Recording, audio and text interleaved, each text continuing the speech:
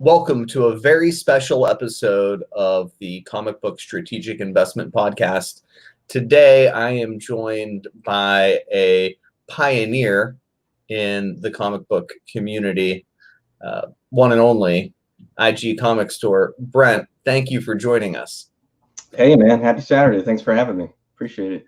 Yeah, it's a real pleasure. I've got to tell you, and we spoke a little bit before the podcast, I admire what you've done.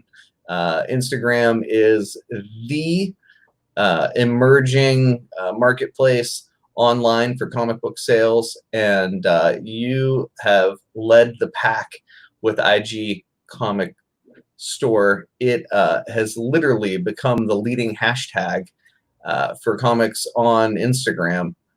Can you tell us a little bit about how IG Comic Store happened, how that the vision that you once had turned into a thriving business? So when I started IG Comic Store, the intention was not to make it an actual online store. It was just to sell directly from Instagram. And truth be told, man, I had so many Marvel Legends and comics that it was just taking up too much space.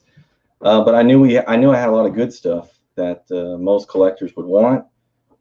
And one thing led to the next. And as I went down that rabbit hole, I realized, as I was still buying things and receiving things from eBay and being treated a certain way, and we've all had those experiences on eBay, right? No question about it. I wanted to do something about it and become more of a staple and really show these guys how to conduct business and be consistent with it. So that's how it started.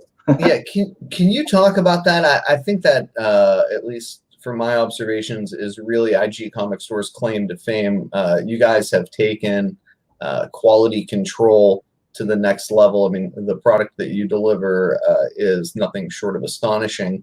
Can you kind of talk about what you're doing and how you've really deliberately entered the market of high grade comics? And that's our niche is high grade near mint, but it's knowing how to grade accurately and being consistent with that. And I'm not gonna lie, we although our batting average is in the high 90 percentile, we make mistakes. But there's a saying that I have that there's no such thing as a perfect company, but there is a such thing as an accountable company, and that's what we are. We're accountable. But having those near mint plus near mint comics, that's all I've collected. That's all I've gone after. That's all I've wanted. So I thought to myself, surely there's other collectors out there that want the same thing. And it doesn't have to be a big issue either. It could be anything, but they're looking for that in pristine condition. And I've got 30, 50,000 plus comics to offer them that are all in that condition. Most, multiples of, because I would hoard a lot of different issues, and slowly but surely through consistent transactions with thousands of different individuals led us here, and obviously speaks to how we operate.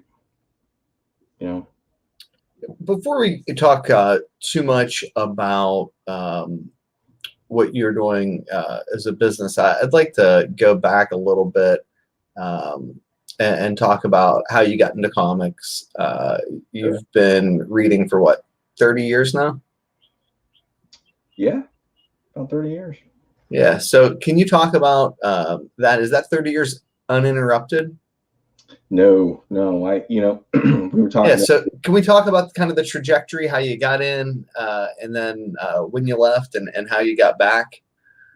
Yeah. I was an 80s kid. So, I mean, I think everybody in the 80s, they started with something that they were attached to. For me, it was Ninja Turtles, believe it or not. And nice. Goodness, man, I had everything, comics and comics included, including issue number 1, which who knew that was going to be such a juggernaut book, man. That's like books like the Motherlode right now. But You know, I'm gonna be just to be straight.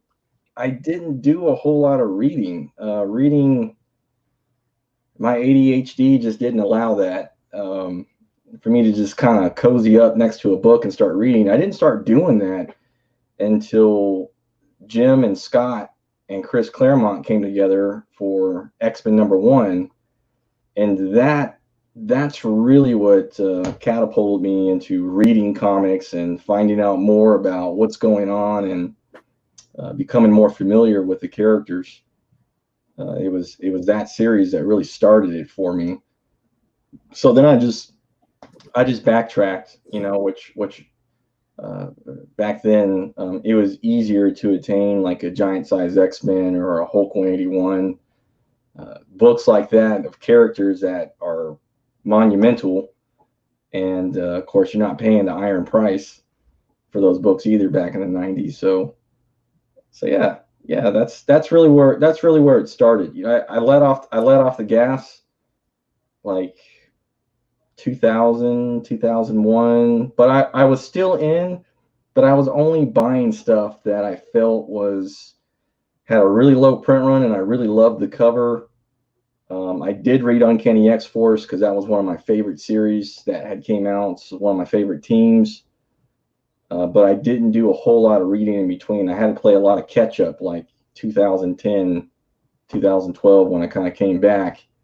And then 2014 is when IGComicStore started on Instagram. Actually, that's this business was built started on Instagram only, before evolving into having its own website, working with all these well-known artists and developing these relationships with Marvel.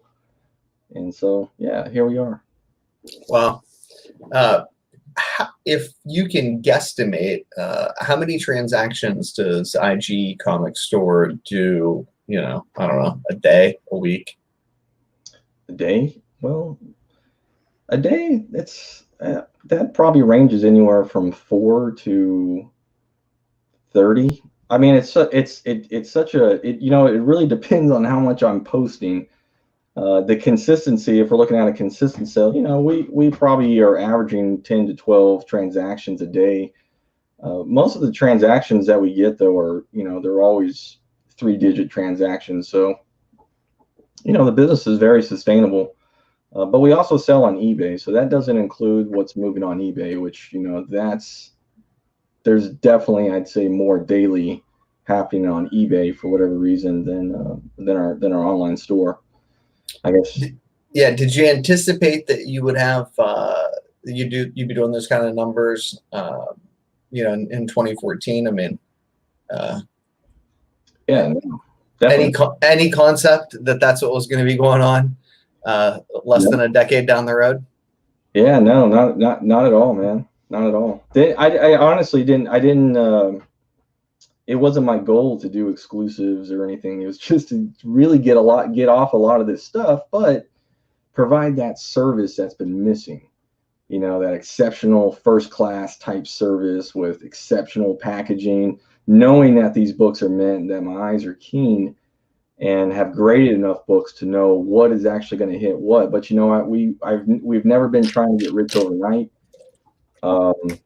And I think that actually shows. A lot of our customers have seen that, so they know what they're going to get when they buy from us, and they know they know that they can depend on us, and more importantly, they know they have higher chances of obtaining that near mint copy through us versus somebody else. And I'm not just talking exclusives, but back issues too. Yeah, so I want to go back to the 90s. You were buying books when The Death of Superman hit the shelves. Mm-hmm. Can we talk a little bit about that experience, where you got it, how it all went down? Yeah, Wolverine issue 1. So Frank Miller, infamous Frank Miller cover. That was before even Ninja Turtles issue #1. That was my first book. Was that book? I didn't, you know, full transparency, I really didn't get into DC Comics until Jim left Image and went into DC and started his run with Batman, and that was like instant wake up call for me. You know, I read all of that. You know, the Hush series, which I think most people would agree that's arguably one of the best series that has been written. You know, just from the writing to the exterior to the interior art, and obviously it's because Jim and Scott, you know, and Sinclair were key role in that. But yeah, no, I still remember picking up those first books, and I remember buying it just because I liked the cover. You know, Wolverine doing this, you know, telling you come here. That was something else. And I didn't even really know who that artist was at the time when I bought it. I just bought it because I liked the cover. But doesn't that say something about comics? You buy what you like, right? Yeah. I mean, no question about it. People buy what they like. So, when does it transition for you? In other words, the sophistication from, you know, just randomly buying books on the shelf to really focusing on high grade key issues. Like when you say that, are you meaning when did I start really getting into just focusing on those keys? Yeah. I mean, I just showed you like a Golden Age book over there, and you're like, I don't know if I really care about that. And I can see it in your face. You like the high grade books. No, well, it's not that. I don't.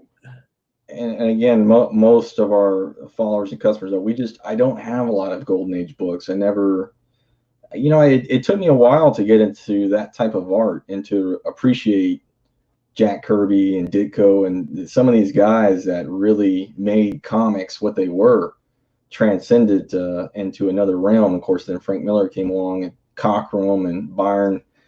But I don't have any Golden Age books really, and I never really got into those. So I know in terms of high grade, I mean, come on, there's no. Well, but at some point you start curating your collection, right? Like they stop being readers, and you're bagging and boarding your books and focusing on higher grade issues. When did that develop for you? Like as a child, or? Yeah, that was ago. I was the kid that kept his action figures in the packages. My parents would be like, "What are you doing?" You know, like, nice. Aren't you playing with them? And so they would buy me extra ones to open up and play with. And I'd still, you know, all my Ninja Turtles, He-Man. I don't know if you ever remember like Mask. Absolutely. Ninja Turtles, Thundercats, you know, stuff like that. And I never. We all owe you a debt, like an honor debt, for doing that for us, for crumb bums like me, who, you know, basically would take toys apart with screwdrivers and try to put them back together with that you were kind enough to keep them pristine for the rest of us. I wish I did that. You know, I looking back, I wish I did that, because not everything I had an extra one to play with. It just sat in the package, and I would get like a thumbtack and put it on the wall like it was a museum. So kids walk, you know, friends back then walk in my bedroom and be like, "Wow, man, it's like a toy store in here." You know, so yeah, you can see me smiling just thinking about it. I want to be your friend when I was a little kid. Yeah. Sounds awesome. Yeah, till you get 16 or so, but yeah. So really, that's it. That's just fascinating for me. So the curating of your collection was kind of intuitive. Yeah, just something I always wanted to do. I just like things a certain way, and I always knew things had carried some type of value, but I didn't understand what that was. I didn't know. Now looking back, it's the nostalgia that we feel, you know, when we see like G1 Transformers, or, you know, something that kind of brings you back in that time machine, and you're just like, man, simpler times, right? Much simpler. And those are the things that you're tied to. And it's the same for comics, you know. Even though I was older in the 90s, I love the 90s. I love the foil covers and the holograms, and I don't care if they were mass produced or not. Like, it was still cool. And nowadays, you know, looking back, you you don't see any of that. They don't do that. Now publishers are cheap.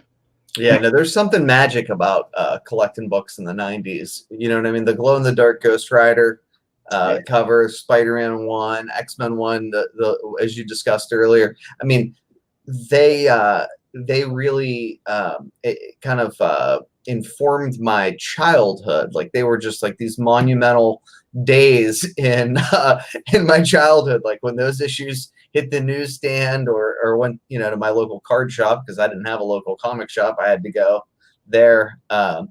And then when my card shops couldn't make minimum orders, I loved comics so much that I banded together with other people and we went out and got ourselves an account at Capital City, and later at Diamond, right? Like as children, because the love was so innate and like intuitive for just a ton of us. Yeah, so I always wonder, like, what people's experience was with the death of Superman, what people's experience was, like when they first saw, the Ghost Rider glow in the dark cover, or Spider-Man #1, or as you already discussed, X-Men #1, like how that kind of changed them. Well, even the other big book that I just am tied to, which I know a lot of collectors are, is the Torment, Spider-Man issue #1. I mean, one of the most iconic covers was created right there. Yeah, I wonder how many second print newsstands we both passed on. Goodness. Yeah, I didn't even know what a newsstand was back then. Walking through a grocery store, you see it right books, which you don't see that anymore. I didn't even know what that was, man. Back then, you're just a kid buying stuff off the rack. And is that how you got your comics? Like, did you have a local comic shop? Yeah. It was called Strike Zone, actually. And I take it was a baseball card shop because it was called Strike Zone. It was both. They had okay. Yeah, it was a sports and comics, and they were heavy in comics. And nice. It wasn't a big place at all. And it was a few years later that another shop came in called Bedrock City Comics, which you may have heard of. They're pretty big. The name rings a bell, although I have not been there.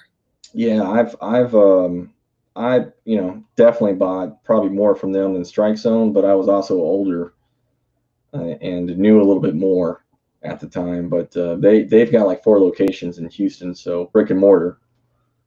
So yeah, they're pretty big. Now, for me, comics is very much like one of the last apprenticeships left, right? Can we talk a little bit about your mentors in comics, the guys that taught you about books and really helped you become a sophisticated collector and later a dealer? Well, I don't have any. I don't have any mentors, man. Everything is self-taught. I don't have anybody that I looked at or really learned from per se. I just created our own market and off things that I liked and loved and with what I already had.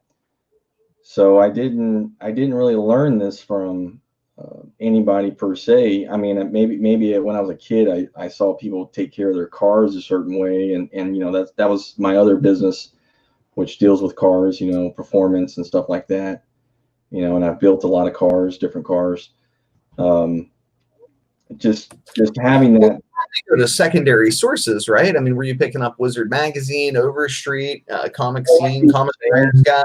Yeah, okay. I see what you're saying. Yeah, I mean, Wizard, that was a monthly thing, man. I mean, that you had to have Wizard, Toy Fair. Those are that was a priority to have that every month. To see what was coming out, what was new. Especially for the action figures, for the guys that, even though we don't do a whole lot anymore in terms of selling action figures, that's how we started. Actually, we were selling probably more Marvel Legends from the Toy Biz line than anything else. Dude, those were epic toys, bro. Those right started it, man. They paved the way for Revoltech and Mafex and Hasbro, obviously. they paved the way for them. They took all these characters and made some amazing, detailed, articulated figures, and it came with the comics. I mean, that's where the Spider-Man 2099, the white. I mean, that book goes for big money. Yes, yes, yes, man, such a cool figure packaging. I've been too big of a pussy to cut it out. It's a 9/8 candidate. I've had it sitting there staring at me. I've got a razor blade around here somewhere, but the point, or like one of the, oh, here. Like, you can do it, George. You can do it. Fight the no urge. Courage. Fight the urge. Oh, see, I can't decide. Look, I don't know if that's not true. I can't tell whether or not I'm rationalizing my fear of cutting it out and subbing it, trying to get the 9/8 by saying, well, maybe an unopened figure. Maybe I should get the unopened figure, or the unopened figure graded, because now they're grading toys. I'm like, maybe that's the best way. You know, who knows? Analysis paralysis. I should just, as they say, shit or get off the pot. Or you buy multiple of them and just open up. I like your style, Brent. I knew we were going to be friends. Yeah. I knew we were going to be friends. That's what I always did, man. When I wanted to read something, I'd buy 10, 20 of them and just read the one that didn't look the best. That's how you do it, man. That way you can have your cake and pie and eat them all at the same time. So can you tell me a little bit about some of the new stuff that you're doing at IGComicStore? I know you guys recently released this retailer exclusive. Yeah. Came with a certificate of authenticity. Yeah. I got my hands on one of these copies. Pretty excited about it. And I'm confident you've got some other cool stuff in the works. Can you tell those that are listening, you know, basically how the decision was made to do this book and how that process goes? Sure. Yeah. Whenever we do an exclusive, there is a lot of thought put in behind what we want to see on the cover, and of course who we would like to collaborate with, and of course the rest is depending on if that artist is even available, because sometimes they're not. But most that have followed us are aware that we have worked with Scott Williams, someone who hasn't had the exposure, or most in the beginning really they weren't sure who he was. They actually got him confused, his art, with Jim Lee most of the time, actually. And it really shows you how great of an artist he is, because he is Jim Lee's right hand man. They've worked together since day one, and you know, his skills are from inks mainly, but he can do pencils too, and he is very, very good in terms of anybody that he can draw. I mean, it's endless, and in his style, it is very similar to Jim's, and you almost kind of have to wonder who is actually better, you know, in terms of pencil and inks. And if you do comparison of stuff Jim's done without Scott's inks and with, there is a difference. There is a huge difference. So using Scott for Wolverine was a no-brainer. And that particular cover that you showed, you know, we actually collaborated with you guys, with Comic Book Invest. Ben and I talked about it, and we decided to make that cover the most limited. Full transparency, I had no idea. I clearly don't pay any attention to the things that I should, but that makes me even happier. Please continue. Yeah, it's actually even on the COA on the back. You'll see the CBSI logo, and it's even on the book on the back page with our logo. If you were to remove it and flip it to the back side, you'll see Comic Book Invest. Obviously, we wanted to put that on there to show everybody that it was an actual collaboration that was put forth behind it. And so, yeah, well, you, not to interrupt, but you weren't fooling around. Like I remember when I first got it, I was like, "This book's gorgeous." Ooh, thank you. That's your son? Yeah. Hey. Yeah. In and out. There you go. MVP of the IG Comic Store. I wish we could have met him. he's on a mission right now. So yeah, well, after you tell us a little bit about the retailer exclusive, if you would, I'd like for you to talk a little bit about how neat it is to work with your son. I imagine that's got to be priceless. But please continue talking to me about, just sort of like the decision, how you go about deciding, like, we're going to do this book. I think that book has, it's the right fit for us. I think we can pair the right artist with it. Those sorts of considerations that go in. And then if you would kind of talk about the selection process, because we had, I think, a pretty neat discussion about the painstaking efforts that you make to ensure that you get the nicest copies, and how that goes. So just starting with the actual book itself, the concept came from, so it's no secret that we're massive X-Men fans here, just huge X-Men fans, and obviously Wolverine's one of my favorite characters. So it was a no-brainer when he was having his own series was coming back, which was going to be an ongoing series that also tied in with Jonathan Hickman's Dawn of X, and knowing on the inside before the information was put out that Omega Red was going to make his return, it was definitely a no-brainer.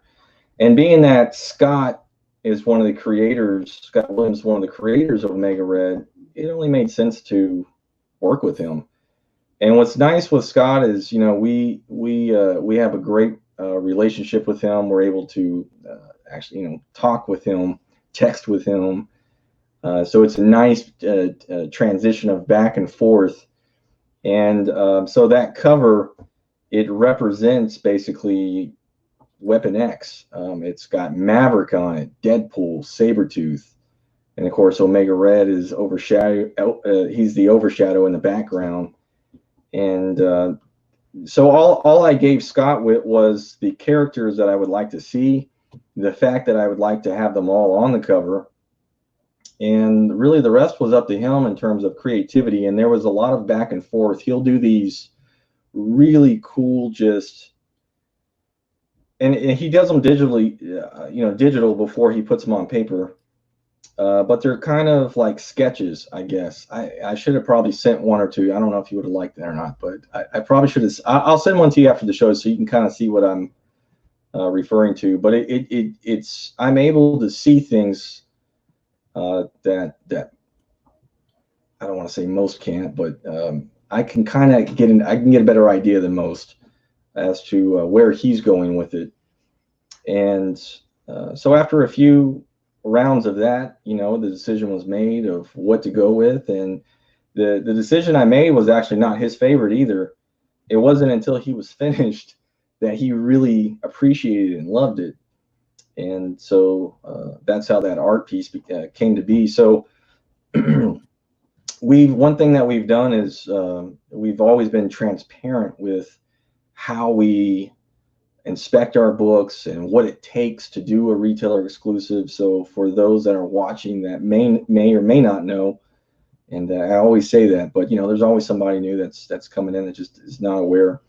In order to do a retailer exclusive, Marvel requires that you buy 3,000 trade dress copies. So the trade dress obviously has the text on it, and you have to do that before you qualify for the Virgin cover.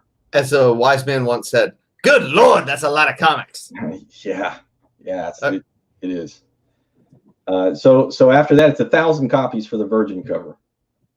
And what we do is we cherry pick and hand select the best out of the bunch. So a lot are familiar with Diamond and their practices and how crappy their shipping is, and disregard for quality control.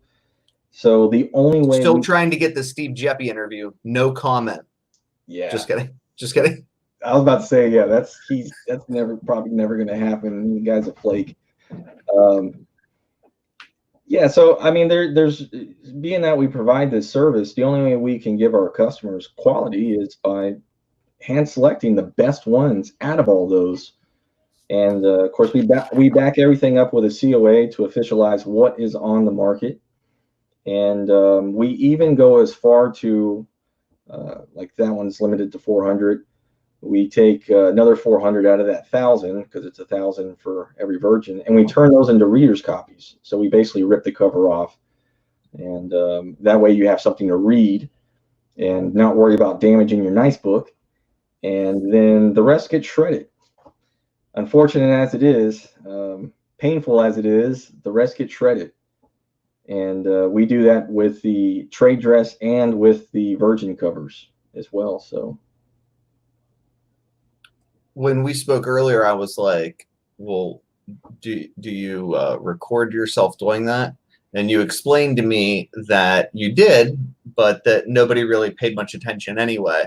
Yeah, you know, I did in the beginning because there was a certain entity that I'm not going to name, and some that have been following us a while probably know who it is. But they tried to call us to the carpet as if, you know, we were being dishonest or lying about stuff to increase the price, or I don't know. You know, the reality was they weren't selling any books and were looking to bash whoever they could. It wasn't just us that they were doing that to. So I was just like, you know what? I'm going to shut them up, and I'm going to do these videos and explain to everybody how it works, because it made, when they would jump on and comment, it made other people question the integrity behind it. But it wasn't until after we filmed it, that nobody really cared, and they didn't care because of the integrity that we've already shown. No, I've been on camera enough and have done enough of them and have delivered enough, and that's one thing that is priceless, that you just can't get overnight, and that's trust, especially in the time that we live in now. There's a lot of people looking to take other people down for no reason, or discredit somebody for no reason, or not give credit even. And it's unfortunate, but that's, it is what it is. But we're never going to go down to that level and stoop to that level, because it's just not in our nature. No, I was really impressed with your response. I have a couple comic book conspiracy theories, but they're not politically correct or appropriate for me to mention on the podcast. I mean, neither of them are true, but they're fucking hilarious. But anyway, but I say them right to my friends, joking, because of how ridiculous I find so many of the kind of like conspiracy theories that people have about, this is a pump and dump scheme. I'm like, the book's $20. Like, if you sold 100 copies, you'd gross $2,000. That's a lot of work. Like, what are you talking about? They're just irrational. We're thinking about the wrong things. How much somebody's making is irrelevant. It really is. It's irrelevant because they're providing the service. It's up to the customer if they want to pay for that service. Well, no, I mean, like on these, like, like that book's not valuable, and you guys are trying to make it valuable. That's what I'm talking about. Oh, okay. You know what I mean? But like the numbers just don't make any sense. Or like, and there's all sorts of like other examples, right? Of these like just kind of bizarre ideas. And I think the notion that people are engaged in the kind of fraud that you're discussing, being accused of, because it would be a false representation, it would be a violation of the law, right? I mean, it would literally, I assume, be a criminal act in Texas for you to do something like that. For what, like a couple $1,000s? That's insane.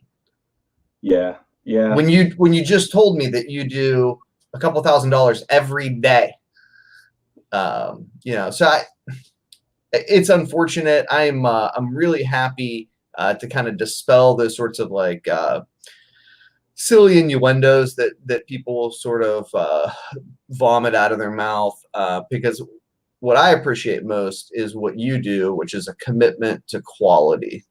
It means a lot. So I want to go back to my question earlier, which is, tell me about how stinking cool it is to work the IGComicStore with your son. Oh yeah, I was a young father, 16, 16. I'm 38, so yeah, 16. I was 16 or 17 when he was born. But yeah, man, it's great. I'm fortunate enough that he likes comics and is very knowledgeable, and he even does a lot of customization on his own figures, and I mean things that I could never do, and it's really cool to work with him. And Well, he's young enough to be cool. Now, I don't know about you, but I'm past my prime. Like, I need that youthful energy. I need people to kind of like tell me what the trends are.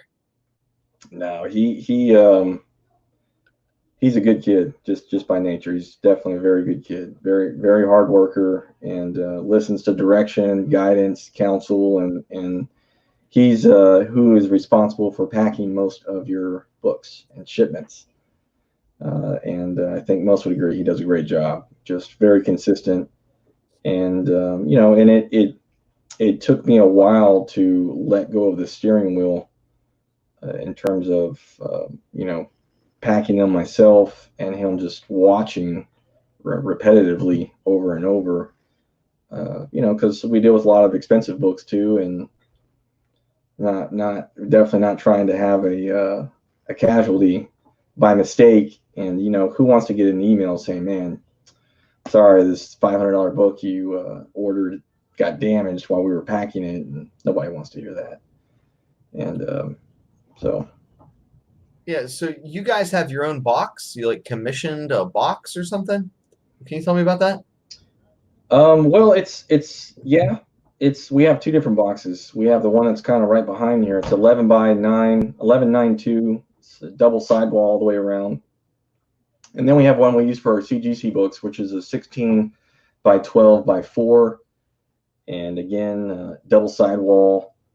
So we don't cut corners at all. Don't take chances. Nothing goes in a priority box with a little thin piece of cardboard or thin bubble wrap or anything like that. We've in fact, from day one, we've never done that. I've received enough books from eBay to know that's not the right way to ship, but everybody wants to make as much money as they can off of each sale, that they'll penny pinch wherever they can. And that is a very common trend. Of course, most will argue with me that, I shipped in a Gemini mailer and never had any issues. You never had any issues yet. Wait until it gets rained on or something of that sort happens, or it gets literally crushed. It does happen. And I'm talking as a consumer, because I have bought thousands of books and have received thousands of damaged copies from thousands of horrible shippers that to this day still ship the same, and they still have 100% feedback on eBay because they make eBay a lot of money. And it's blows my mind, man. It literally blows my mind that a lot of these guys are still going. For me, just it says a lot about a person. Let's be serious. Let's be frank. It just does. It shows how much you actually care. Well, I was just telling, like I mentor people, but I was just telling one of my guys that like how you do anything is how you do everything, and that's a maxim to live by. Yes, very well said. That's exactly. Yeah. Yes.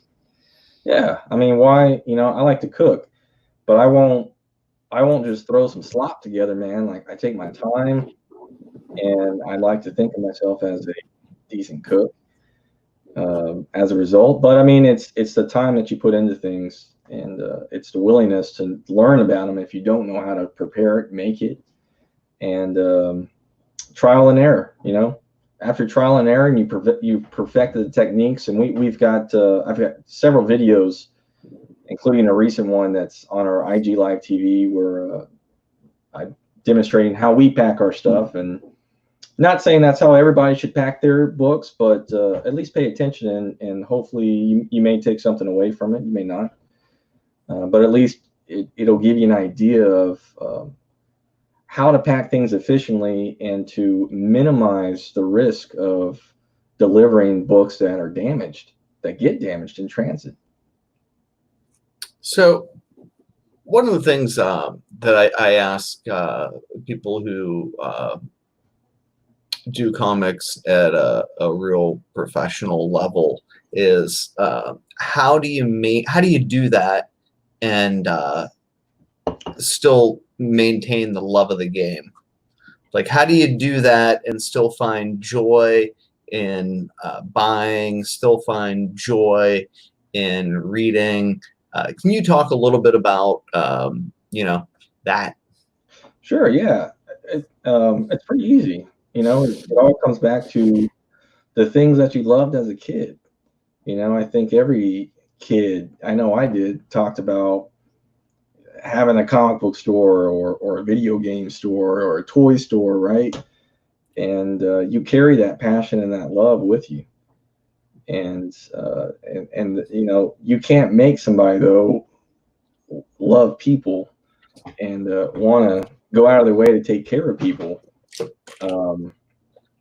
It's something that you just want to do, and that's something that I've always wanted to do, is just make sure people are taken care of. Customers are always taken care of and feel warm and fuzzy and whole, and can reach out and talk to us if they have an issue, and also have that comfort in knowing that they're always going to be taken care of and made whole one way or another. And I think we've done a pretty good job of maintaining that integrity with everyone. So where did you get the majority of your knowledge about what was going on in the comic market? Were you on the CGC boards, back in 2009, 10, 11, 12? Were you going to Comics Heating Up or Bleeding Cool or CBR or Newsarama? I mean, were you on the Google Plus CBSI page back in the day? Man, none of the above, bro. None of the above. So how'd you do it? I collected what I liked.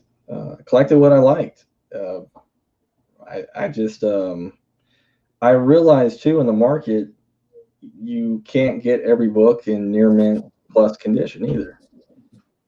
And so, I mean, if you like X-Men, you're going after everything X-Men, and you're buying multiples of everything, you're going to get a lot of gold too, because you're going to find that there are a lot of guys that are looking for those near mint plus issues, which I never thought would have been possible, but they're in the tens of thousands now, especially on a modern book. You want a 9.8, but some just weren't easy to obtain, either because of poor circulation, mishandling, or low prints. And I was always real keen on that stuff, things that were hot just coming out. Sometimes you can even sometimes look at a cover. When I saw that Frank Miller Wolverine #1, I knew that was going to be a hot book one day. Just because it looked amazing. And it was a great story too, right? Yeah, it was a great story. Top notch. In fact, we didn't plan any of this, but I've got. I'll be back. You keep talking. I'll be back. Yeah. So I mean, you really got to collect what you love. Find characters that you love, and the artist. I got attached to a lot of different artists that drew me to a lot of books. Jim Lee and Scott McFarlane, Cockrum. Love Cockrum. That's probably my favorite artist for X-Men. And look at his stuff now. It's anything in a 9.8. It does really well in terms of monetary value of what it's worth, and the fact that it's constantly increasing. It's always going up, and there will always be a demand for it, especially now that Marvel owns the rights to X-Men. It's only up. Yeah, I find it hilarious that you're literally talking about things that I have within reaching distance of where I do my writing and my buying and my comic booking, things that are near and dear to my heart.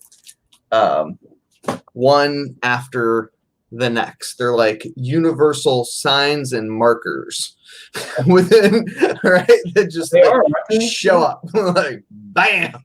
Yeah. I mean, I really didn't start understanding more until I actually got on Instagram and or following certain pages and learning more about what was big key and what was not big key, and going back to my collection, being like, holy cow, you know, I got 20 of those, or I've got 50 of them, and then realizing that some of the books that I'd never seen posted, like Uncanny X-Force issue 20, the 150 Venom variant by Paul Renaud, which is like a $1,200 book in a 9.8. I had never seen anybody post that up until we posted it. And you can scroll down to our page, scroll down through all the pics. I haven't deleted anything. Even all the stuff that's sold is still there, and you can see when it was posted. And I had like 30 of those things, man, and there were a lot of books like that I just loved the cover, and I knew they were hard to find because I couldn't find them anywhere else after I had bought them when they released. They weren't anywhere, and a lot of it's because retailers just didn't order any, even though it was a low ratio, like a 1 in 50 variant. So that'll kind of give you insight too, as to what is really low print and what's not. And so just getting a little off topic here, on topic, I was fortunate enough, I don't mind saying it now because he actually left Diamond after this COVID pandemic happened. But I had an inside source at Diamond that was able to feed me information about how many of what was ordered. And it was mainly stuff from our exclusives, all the different titles, including the things that weren't our exclusives that we were ordering. So that way I had a better idea of what is on the market, how many is on the market, and that way I knew exactly how to price this stuff out. And that way it wasn't overpriced, but it was sold at a price that always gave it room to grow, if that makes any sense. Makes perfect sense. Yeah. Yeah, it's fascinating. My buddy Brent, I want to thank you again for joining us. It's been a real treat. One of the things that we talked about earlier, you've said you've got a new program that you're rolling out. Yeah, for 5 years straight, man, it's been like, do a mystery box, and we weren't ready to do something like this. The stars weren't aligned for this. So, but now people fucking hate mystery box people. Like there's a visceral, like, yes, there's something wrong with you. I mean, like, you think you get a bad rap from certain folks for doing the retailer exclusive cover, like on it's like I think it's retailer exclusives, mystery boxes, and then people who work with CBSI. We're the only people that are below the mystery box guys. Talk to me about why what you're offering is different. The first one we did, I barely. Is that this one? No, we did one at the beginning of this month. Is that this one? No, these two are. I'm over 2. That's okay. That's okay. Because I didn't explain this to you early on when we talked earlier. We did one at the beginning of this month, and it was my first go at it. We only did 50 of them, but we sold out in like 4 minutes. And then there were hundreds of people that were so mad that they couldn't get on. But the consensus was the same though. They knew that they were going to get quality from us. When you deliver quality constantly, the expectations get set. And I can tell you, without bragging, just from feedback, we delivered. They bought $100 box and they got $300 in value. This is not what I'm ranking value as. This is what sold listings are ranking value as. So we put enough ammunition into it to make it worth everybody's while. I've bought a mystery box, and I know people throw the stuff in that they don't want with hopes of winning just one big book. Well, we threw in 30 big books out of 50, and this next wave, we caught a lot of slack because we didn't limit the first one to 1 per person, and the second one's still not limited to 1 per person because if you want to buy more than one, I'm not going to hold anybody back. But I did raise the quantity and I added another tier, so it's 100 for the premium, and then we have an ultra premium, which is also 100. Two different price points. So each one has certain big books that are exclusive to those tiers. So for the ultra premium, it's a giant size X-Men issue 1. Can I pull it out and Oh yeah, please. Good Lord, that's a lot of money. So white pages. There we go. Yeah, white pages. So this is one of the books that you can obtain. So mind you, there's 140 CGC 9.8 books that will be randomly going into collectively all 200 combined of these mystery boxes. But certain books are specific to the ultra premium and to the premium. So for instance, the ASM 316, the infamous McFarlane cover. This is you can only win it through the premium, not through the ultra. And let me just grab a couple more. So like this is one of the random ones that would go into either or. I love that cover. Yeah, I me love too. it. Did you ever play the NES game? Absolutely. Man, it was hard. One of the few games I never beat. Sorry, I'm just kind of thumbing through. So we got so this is for the ultra premium only. The infamous McFarlane would first print. Crazy hard book to get in 9.8. Absolutely. First print, I know a few guys comment, the book had a high print run, but it didn't. It just had a lot of different prints. What did it have? 5 prints? Something like that? Something crazy. Hell, they put it in mystery grab bags, remember? Exactly, yeah. So another ultra premium win right here. White pages, Werewolf by Night. First Moon Knight, we've got a pretty massive fan. Of course, there's a lot of just great books that are going in. Of course, one of our exclusives and a CGC 9.9 by Scott Williams pays homage to his and Jim Lee's X-Men #1 cover. And I love this cover, and I love that Marvel actually spent money and made it perfect bound or prestige format, whatever you want to call it, instead of doing how they did like Wolverine issue 1, 100-page issue. And of course, you got the 1 in 500 Jim Lee hidden sketch. I mean, there's a lot of stuff, man. The list just goes on. A lot of heat, a very tough book right here to get in 9.8. So. I'm happy that you're a fan of that too. I am happy to be joined by our dear friends, your dear friends, who've come to pay homage to you. How are you?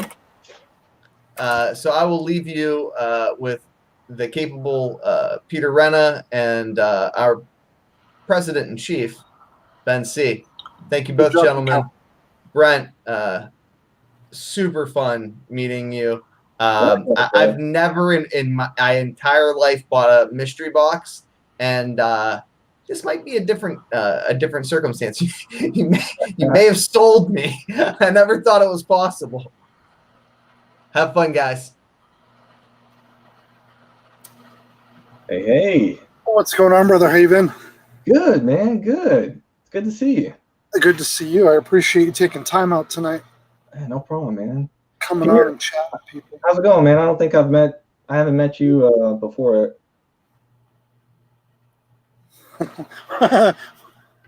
Oh.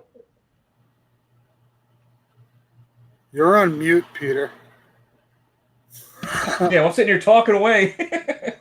We were smiling politely. Well, because I was having fun. I'm like, yes, we haven't met, but I feel like I know you listening, to the interview, like with the Wolverine game and then all those books, that you read growing up, because those are the same books that I read. Like Jim Lee, the X-Men, like that grabbed me like in my youth as well. I'm 42, so I'm a little bit older than you, but still like same time frame. Like that was all the stuff that I loved. It's all that we remember Spawn hitting the newsstand, man, or the shelves. And I remember I hated my newsstand Spawn because it had the barcode on it. I was like, I want the regular one. You know, that's funny you said that, because I think that was the sentiment of every collector. They wanted that extra art piece, right? Yeah. Like extra art on the book, and the barcode just wasn't attractive. Yeah, anytime I had a newsstand when I was younger, my X-Men collection, I was like, man, I'm gonna have to replace that. If I find one, I got to get a direct because I don't like the barcode. Now the markets go the other way, but whatever. Yeah, it's shocking. It's the newsstand edition has now given the collectors a chance to try to obtain something else in high grade that's really hard to find. And I think that's part of the fun. It's the mystery of the hunt and trying to hunt that one down, or become the one that has the only 2 or 3 newsstand editions in a 9.8 or what have you. Absolutely. Yeah, it's interesting. I want to circle back to the high gradeness of the early 90s stuff, and how, especially since we grew up then, it's not, we knew things were collectible, but it didn't save them from the dollar bins. It didn't save them. I mean, like you said, poor distribution. You know, that's not something you wouldn't even think of, but like handling and just poor handling and low print runs. I mean, it's fascinating to be looking back at our childhood comics and going, you know, we're aware of this stuff now because of the internet and social media, and back then there was just no way to know. And obviously a comic book retailer, and they shouldn't have anyways, they're not gonna bash their distributor, because they want to sell books too, and rightfully so, so they can, you know, put food on the table and have a sustainable business. But the truth still stands. We know why. You know, Diamond sucks, and that's that's just. I'm sorry. Please come on next weekend and interview Diamond. Yeah, he. You know, I last heard that he was in talks with Amazon. Amazon was interested in buying out Diamond, and I, you know, say what you will about Amazon, but I think there would be more consistency and probably more quality control if that was to happen. Hey man, how's it going? Hi, I'm Chris. Brent. Popping in. I'm Fisherman's Tale, but I was listening. I love your stuff, man. Oh, ooh, yeah. I see that 194 back there. Yeah, I was actually just got through doing an article about John Tyler Christopher and that cover. I just loved it. Yeah. Still one of my favorites. That was our first exclusive. That's still one of my favorites. Oh, it's gorgeous. I couldn't believe it. Looks like an old school. Here, bring it in closer so you can see. It looks like an old card if you haven't seen it. Like you're talking about one of those beat comics, and then it's like, oh, it's awesome. That was fun. That was the first time I'd ever thought of doing something with that vintage weathered look. And truthfully, I got it from looking at this Deadpool variant, which I think was issue 25. And it's a homage to Detective Comics, I think, 25, which is first Batman. Wow, the 27. 27, yeah, 27. It's an Arthur Adams cover. Yeah. That was the first time I'd seen something that had that kind of worn look. And I was like, man, that's cool. It's like, has that nostalgia appeal to it. And so we had JTC do it on this, the David Finch homage, and then Fantastic Four. Oh, really? I haven't seen that one. Issue 1. Yeah, that was a Jack Kirby homage. I was going to say the Doom cover, right? Yes. Yeah. Yeah. I'm way more familiar with your covers than I should be. Yeah, those were great. Those were great. It actually helped me realize how many people were not fans of Fantastic Four. That's a tough nut to crack. Yeah. It's a niche audience for sure. But also with the FF4, I mean FF1, you're talking about what, 27 variants. It felt like that was right. That's the other thing. You got to like pick and choose when's a good time to do a variant. I'm sure. Sometimes, I mean, it's really, I don't think anybody really struck platinum on that. I think it's actual Fantastic Four. You know what I've noticed? Things don't tend to really get hot until there's some, especially nowadays, some kind of talk about a show or a movie or a series. That's true. I mean, look at Moon Knight, you know, blowing up all over the place now. And no sign of when we're going to get it, but knowing Yeah. that it is coming, they've talked about it several times. That's going to happen. That's enough. Yeah, That's enough sometimes. exactly. That's all. That's all it takes. So knowing that Fantastic Four is going to happen, and what's his name from The Office? John his name K. Krasinski. Krasinski. Oh yeah. He and his wife are perfect. Yeah. Wow. He'll do Mr. Fantastic justice if that actually, and his wife Emily Blunt, if she plays Perfect. Yeah, seriously. They'll make that franchise. So then you'll see an uprise, everybody going after Fantastic Four. Well, and especially if they bring Chris Evans back for Human Torch, and then Well, I don't think they can do that. oh, I mean, he's retired as Cap, so why not be Human Torch? That which must not be spoken has been spoken. Oh, sorry, we don't remember those movies. Jessica Alba, Sue Storm. Oh, You're awful. So I got a question for you. I don't think I've ever asked you in the I mean weeks on end that we must have talked by now on. If you added up all the phone calls, the wood panel picture on just about everything you do. It's gorgeous. Where did that? The wood paneling. I mean, it's the IGComicStore logo. It's oh my goodness. Okay. Oh, the background. background there. Well, Yeah. you're gonna laugh. I knew what I meant. Full transparency. That's my floor. Well, I mean, I figured there was something to it. I didn't know, Yeah, that's the floor, man. It's that rustic, vintage looking wood, and really and it comes out beautiful. ceramic. It's actually ceramic. Oh no shit. It just made it look like that. Yeah, it's ceramic. That's a fantastic. It's a Nice. fantastic backdrop for pictures. Yeah, I like the contrast it brings. And there used to be another fellow IGer collector. I can't think of his name to save my life. He hasn't posted in a couple years, but he used to do one on a different type of wood. And so I actually drew that inspiration from seeing some of his pics, because I used to, if you look early on through the pictures, like you actually scroll down, you'll see that I used to post them on carpet. And then I realized, it's not that it's not professional, but it didn't carry the same appeal. I got you. I will tell you and everybody this. The reason, I mean, just probably about a month ago now, 2 months maybe, the reason CBSI Instagram pictures went from what is happening to this crisp, square image is because of you and talking to you, and you finally getting through my head and going, bro, people want to see this stuff, not whatever you're doing. Well, everything is trial and error, brother. You gotta be meek and just willing to learn.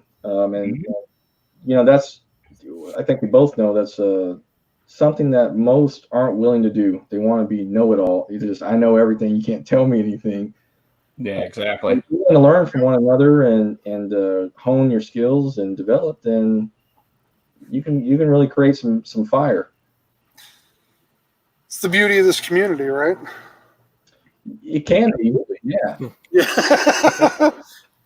Well said. At times, it is. The community for the most part is great, but there's a chunk of it that's just There's some riffraff. yeah, that they're out to hate. I guess I don't know. They're part of the protesters down there. I don't know. I don't know. Yeah. And it's just all, from the beginning. I mean, if we're going to put our energy into something, we might as well be enjoying comics, not attacking other people's enjoyment of comics. Exactly. Yeah, most definitely, man. That, and we've always been on the front line of just willing to help other retailers in any way we can, just whether it's marketing or just things that have worked for us that they might want to try. And but everything is built off consistency. Hey, how's it going, man? What's up, Clay? Apologize. Can you guys, my fan blowing right at my mic? No, you're good. You just Okay. look like a cool tropical Yeah, you breeze. see, your hair is kind of Well, it's blowing in the wind there. it's So, 110 so- degrees. 110 degrees outside right now. So, yeah. Don't envy that. So before McClay jumps in, real quick, I want to ask you one more thing, Brent. Yeah. You mentioned, other people or setting industry standards for the sake of beating around the bush here. I know you and I have talked about it. Is it flattering or infuriating when you see people basically replicate or try to replicate what you're doing? It's flattering. I mean, I encourage it. If they win, we win. The more quality that's produced, great. It's great for collectors. Everybody deserves to get what they pay for. They deserve great service. We've all been on the short end of the stick, receiving less than what we expected, and that's what it's all about, is being consistent with setting those expectations and not giving anybody a unfortunate surprise, via poor packaging or whatever it may be. But yeah, man, I like it. I love it. I think if it helps them, great. That's good. Love that answer. Love that perspective. Hey man, it's the only way to. It's the only way to help keep the market healthy, and not discourage new collectors and readers even from entering into a market. And they may only be seeing a very pessimistic side of it, and that's one-sided. There's a whole nother side, and it's all positive. It's all great. So that's where we are. So what's your mantra that you say to maintain that? Because I know we all hear different stories of the negative side of it, of the bad mouthing. Do you have like a mantra you say that we can steal from you and then use as our own? No, in fact, I'm not quite sure. Like a mantra, like be positive. They're in it to make comics good. It's all about the comics. Oh no, man! I stay out of it completely. Okay. Even the guys that come after us now, I just smile at them. That's all you can do, because your actions are going to prove them wrong anyways. And we've already done that with one particular entity over and over again. One entity that has now, for more or less words,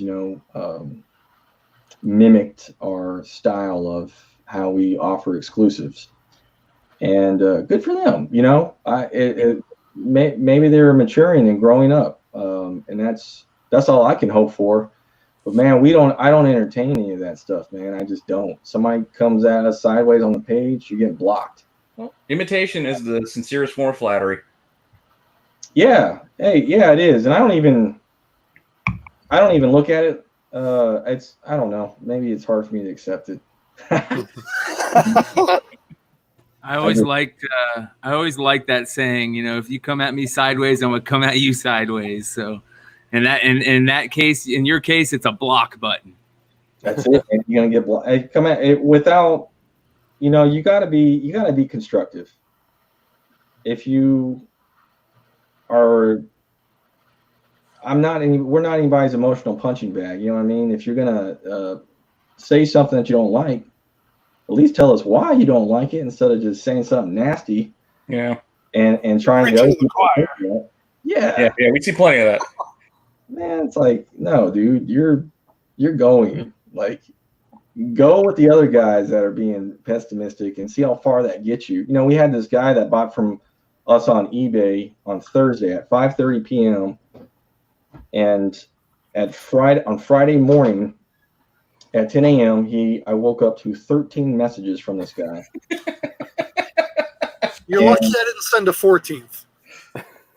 I mean, after I replied to him, and I was he was like, "You're scamming. It doesn't take this long to ship." And on our shipping, it says 5 to 7 business days, and he said nobody takes that long to ship. This is a scam. Do you even have it in stock? Are you even real? So I responded back to him, and mind you, when I respond to people, I never put anybody down. It's always respectful but constructive. And I let them know, like, look, man, I'm going to cancel your order. Like, it says 5. You bought knowing that it said 5 to 7 business days.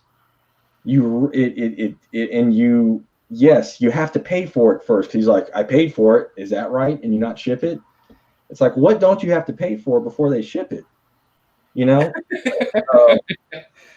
After I told him that I was canceling the order and just take your business elsewhere, like, we don't want to sell to you, he responded with, please don't cancel it. I'm sorry, 3 times he came back, and he even went as far as to leave feedback. If you go look at our feedback, I mean, the guy is such a numbskull, man. Like, he left positive feedback, but wrote something bad. I don't think you realize that. It's so contradictory. But I mean, those are the kind of guys that are, and the thing is they're carrying that emotional baggage over from the previous guy that burnt them.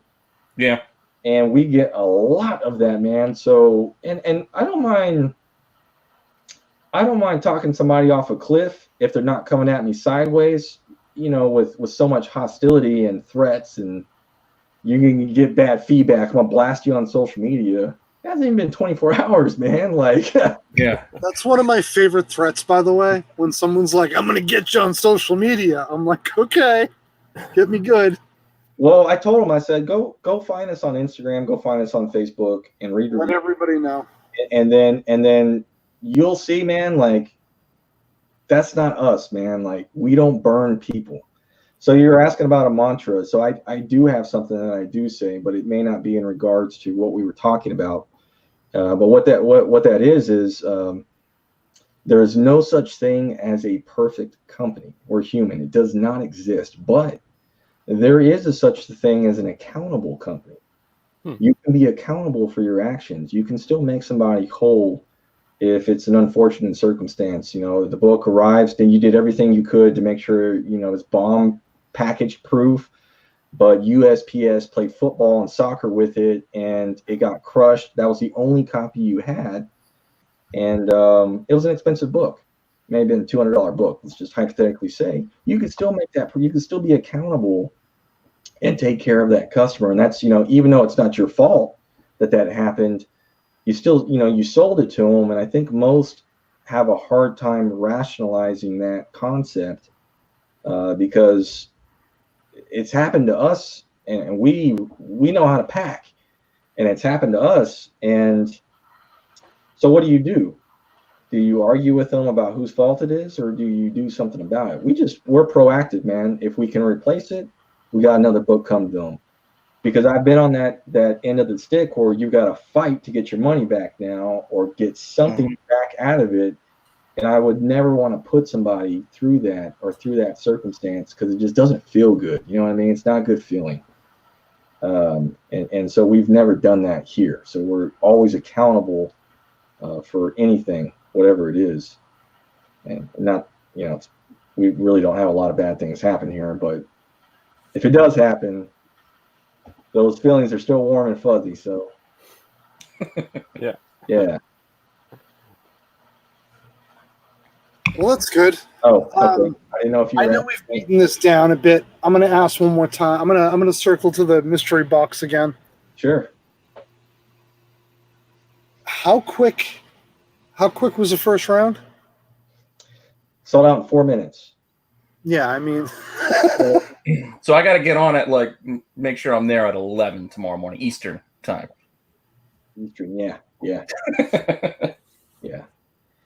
I mean, so I picked up on that. A lot of people don't like mystery boxes, and that's it. It made me, once we had enough people asking, I'm like, okay, well, so be it. If you notice, the first one I didn't really promote. I posted it once on Instagram, once in our group, and that was it. Thanks, brother Harvey. I wasn't sure what it was going to do, but I did know that we were going to throw a bunch of heat in there. So whoever was buying, you're not going to lose, man. You're not losing. You're getting $300 value for $100. You can't lose. And it wasn't what IGComicStore values it at. It's market value. Yeah. And you were mystery shopped. Mystery shopped? You were telling me the other day someone bought it and admitted. Yeah. It was actually another retailer. They were It's a good story. they were looking to. They really wanted to blast us about it, but they couldn't because of what they got, and they're now they're doubling up this time on the ultra premium. But that's what I realized. But it's true with even giveaways. Most people are giving away the stuff they don't want. I'm always giving away the stuff that you want, that everybody wants. That's the only way to. If you really want to build hype and you want to keep the fire burning hot, you give away the hot stuff, man, and you keep it. Yeah. I'm That's why only I'm laughing. I'm laughing because I'm like, all right, Brett, make sure you send me all the info, this and that. He sends all of it. Doesn't mention Werewolf by Night 32 at all. He's like, oh yeah, that's in there too. I'm like, and that seems like a selling point, but okay, we'll mention it as after the fact. Ben, that's where yours ended up. He's had That could be where the mystery one went. Might have. Yeah, I mean, we definitely have. There's 140 CGC 9.8 books. Okay, there's 200 boxes total, 100 premium, 100 ultra premium, and split between that is 140 books. Plus, we got a bunch of near mint 9.8 candidates, ASM 361s. It's like 10 of these that'll be randomly. So my son downloaded this really cool app that's like it's a randomizer, but it's not your typical randomizer. It's a pinwheel. And so I was entering all the order numbers, and that's what takes the longest, man, is each order has to get that, and we have to start from this book and work our way down. But it's the only way to be fair. And so the only thing I did right on the first round is I documented who got what. Because I do not want to give the same stuff out twice. Nobody wants to get the same. Oh, wow. Books. Nobody wants to get the same stuff twice, man. It's not fun. Yeah. So this is more graded book. So much work. Even though that's an acceptable circumstance for a mystery bottle, you might expect it's a random thing that if you get something double, that's a chance you were taking as a buyer. But that is outstanding that you go through that. I'm impressed with that. I'm going to do my best to make. The only exception is you may get a CGC 9.8 graded version of that book, but it won't be raw if you receive the raw version of that book. small set. Yeah, I do want to show, if I may, something real quick. Just a couple of there's so many of them. I'm sorry. There's like boxes and boxes here. This is one of our exclusives. We love looking at books. And I sent these back in to get reholdered because I just love that new CGC Frank Miller logo, and it really presents well with this one. This one's going to only 550 copies. Oh yeah. The Gabriel Dell'Otto Return of Wolverine issue 2. So consistent sales of at least $100 in the 9.8. Not what I would consider a crazy valuable book, but it's everything that we've produced has held higher than what we've sold it for in the market. But things like I tell a lot of collectors, ASM 300 didn't become what it was overnight. Man, it took years for that book to get where it is. Years, and it's the same with everything else. But since there's so many sellers now, they want that quick book that's blowing up right away. But if you're going after the stuff that's more limited, in 10 years you won't find this book or any most of the stuff we've done. What was the print run on that one? So we limited this to 550, but as I've mentioned before, to do an exclusive, Marvel makes you buy 3,000 trade, and then it's 1,000 virgin. Mm-hmm. So we cherry picked the best copies, best 550 copies, and the rest get environmentally shredded. And of course, each one is backed with a COA. You're sure your Moon Knight has a COA, so that this substantiates what's on the market. And then there was a lot of other, I love Wolverine. I know, Peter, you said you did too. So I had the new X-Men label added on. Yeah, I like that label. Like it adds a little something when it lines up with the book. It does. The Mark Texeria cover. I love this issue, man. I've always loved this cover, and that label just adds that extra appeal to it. So there's a lot of what I consider just hidden gems that are going in these boxes. I think, consistent sales of this are about between the $80 and $90 range, or something like that. And then there's it spreads all the way to, let's see here. Of course, we've got the 7.0. Oh, you suck. White pages, and that these books, obviously everybody knows you're going to get a lower grade, but what matters is the page quality, because 7.0 off-white is like $400 or $500 less than the white pages in terms of value.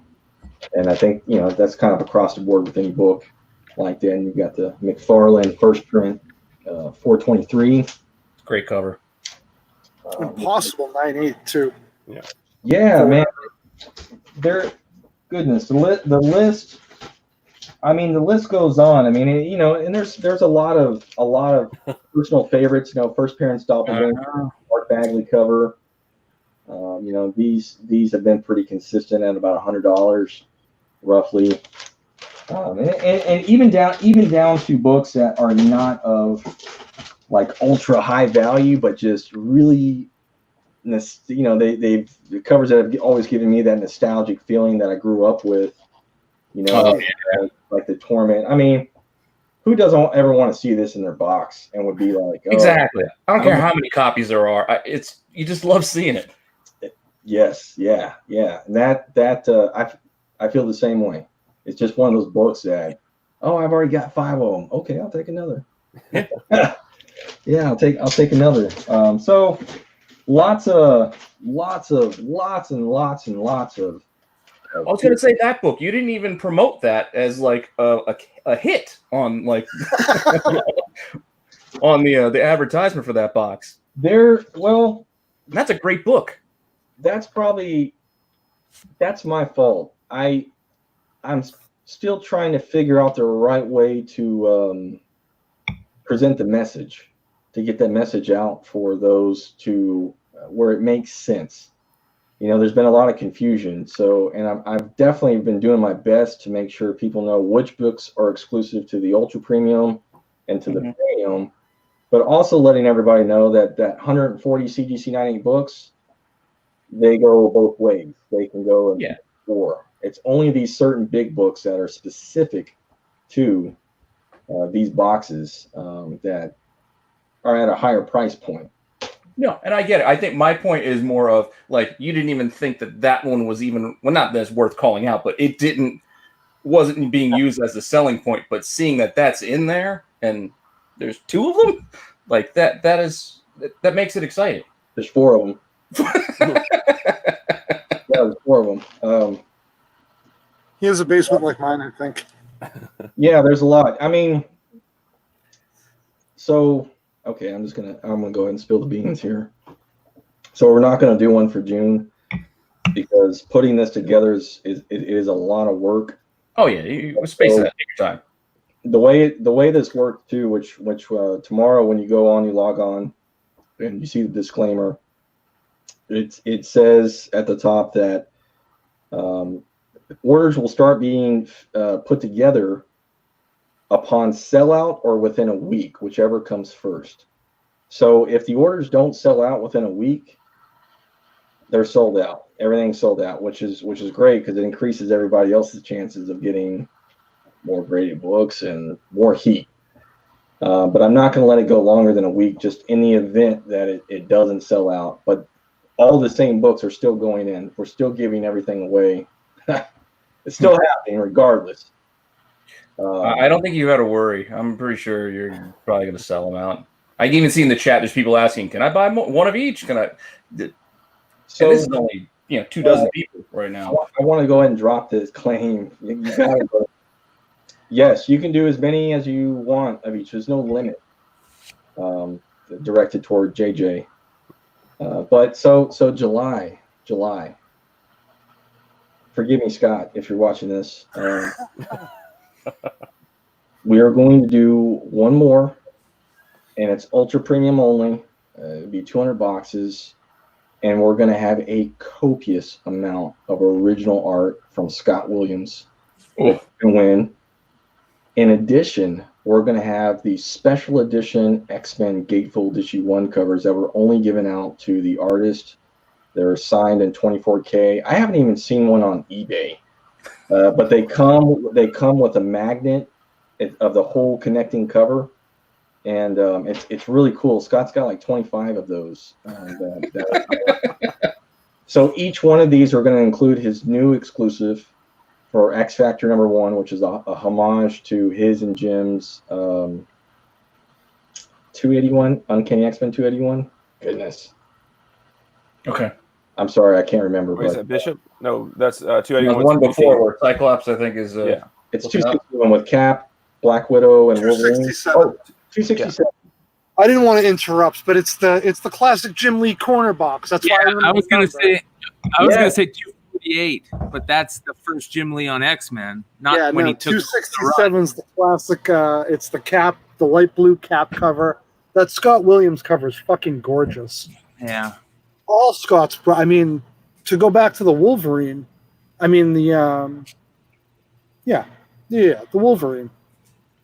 What a fantastic piece. So speaking of that, so there in this box, besides the original pieces that you'll be able to win, which are valued between $500 to $1,500 per, they're all 9x12 pieces, by the way. And I actually have pictures of most of them that I can, full disclosure, I can share. But we're going to send. Which Ben, I know you're going to want one of these. We're going to send a good amount of these to Scott to have signed, and then to CGC. So there'll be a lot of CGC 9/8 signature series, at least 10 to 15 of each. Classic Trade, the Virgin, and of course our collaborative one. Yes, that's it. It's 268, guys. 268. Oh, I buy this all the time. Failure. I'm not a collector. No, but yeah, right. I had to look. I knew it was right in my drawer behind me. I love it. We all knew that we liked it. Yes. I actually know I'm like 4 deep in these. These are like 8% right now, and I'm catching up slowly. Cheers. So, finish the Scott. I don't want to cut you off on the Scott thing, but I do want to ask you a question afterwards. So, July. You're gonna take June off. You're gonna hit us hard in July. So these will the book, because Marvel finally gave him a release date, which I think was some end of July, like 25th or 29th. I can't remember. That's when X Factor issue 1 debuts. So the sale will happen probably a week before then, the mystery box sale. And anytime we do something, it's always to one up the previous. I can't. If you don't deliver, you're already setting an expectation. You got to one up it each time, right? I mean, yeah. I got a bunch of your guys' books, and I love them because you're hitting all the things that, again, I loved the covers, the originals. Thank you. Redo them, homage them, love it. Thank you. This box will hit even harder than what we're doing. I mean, when I tell you, I only shared a few books. It's a small fraction of what's going in these boxes. We got a lot of early Moon Knight stuff. Bill Sikowitz, like first appearance Black Spectre, not Black Spectre. Goodness, I said Black Spectre. Wait, yeah, Black Spectre.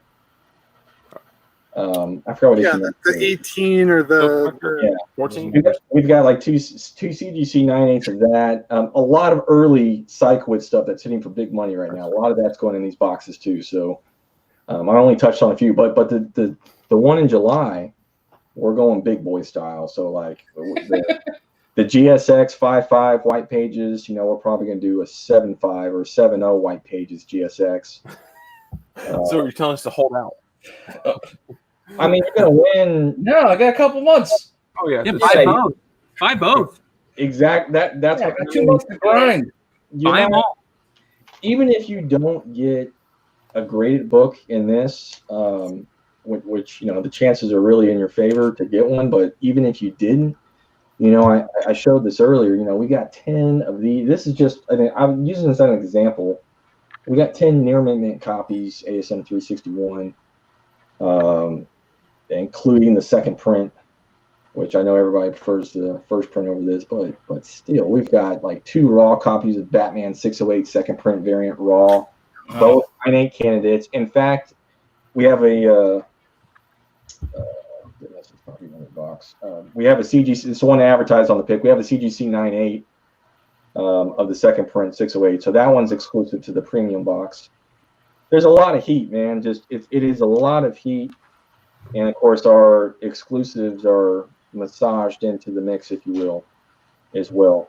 So, which is incredible because that's all heat too. I mean, anyone who's gone through that cover gallery on IGComicStore.com. Yeah.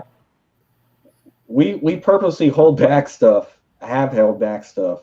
Somebody asked me the other day, like, man, I'm surprised you still have that book. And with the exception of Fantastic Four now. But it was that Return of Wolverine book, and I don't want things to just sell out like instantly fast. Unless they do on the first day and I can't control it, that's a little different. But if it's a weekend and there's 100, then I'll throttle it and make sure there's only 25 or 30 on the site and just hold a few back for ourselves to either grade or try to get signed, because there's a lot of guys requesting that. And yeah, cool. You're on the site. Yeah, it's great stuff. Uncanny X-Men, we're down to like our last 15 copies of that one, the homage. That's Silver Surfer Black. I was just gonna say that. I fucking love that cover. Oh my god. The Virgin has got to be one of the most gorgeous. And I love the trade dress too, because I love how you guys are using the old school trade dress on some of the books. That makes it look so cool.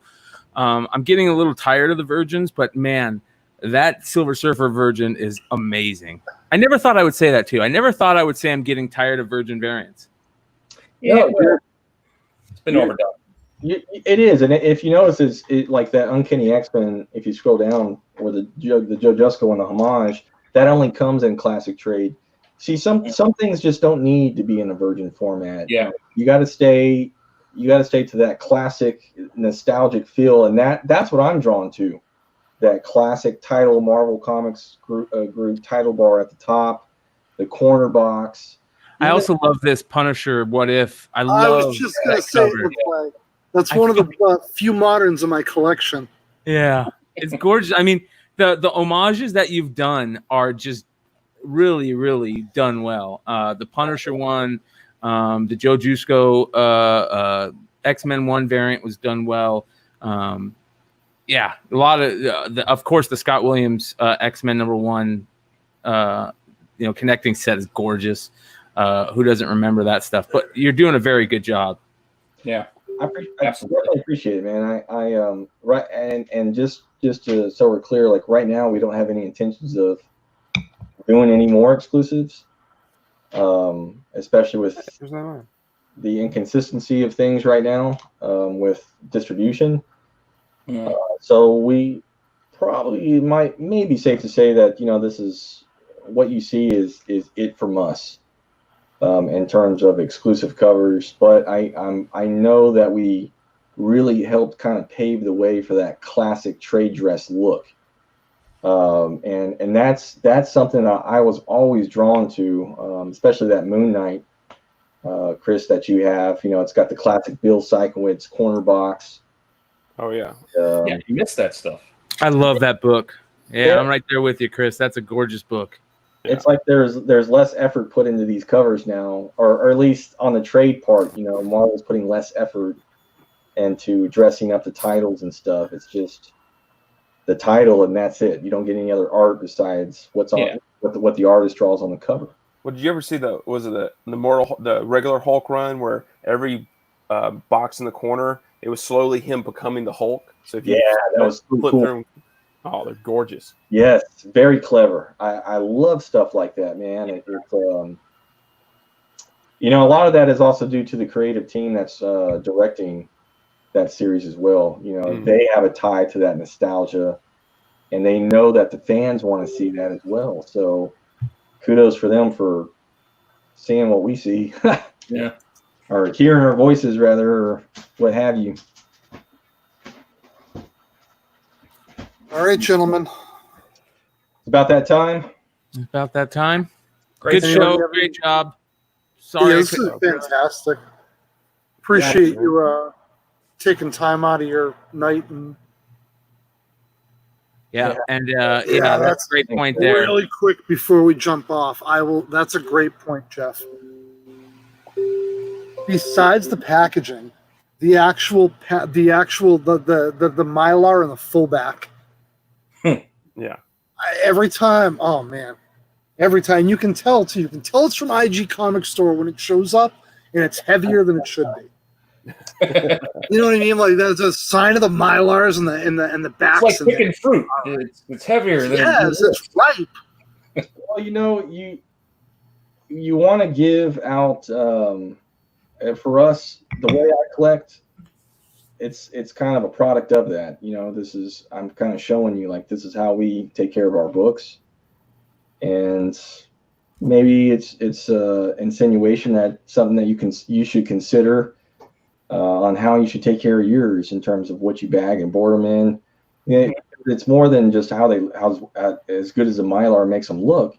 It really does help protect them, man. Like they're not super flimsy. You can't just bend them, and that drives me nuts. But it all comes down to who that seller is. We all know, man. Like everybody's trying to make every dollar they can on this, and hopefully the stuff that we do speaks to that our intentions we always have the best intentions for our customers, our fellow collectors, and hopefully this stuff shows. So It absolutely does. Sweet, man. Well, thank you. Very, very, very thankful to have been on here with you guys.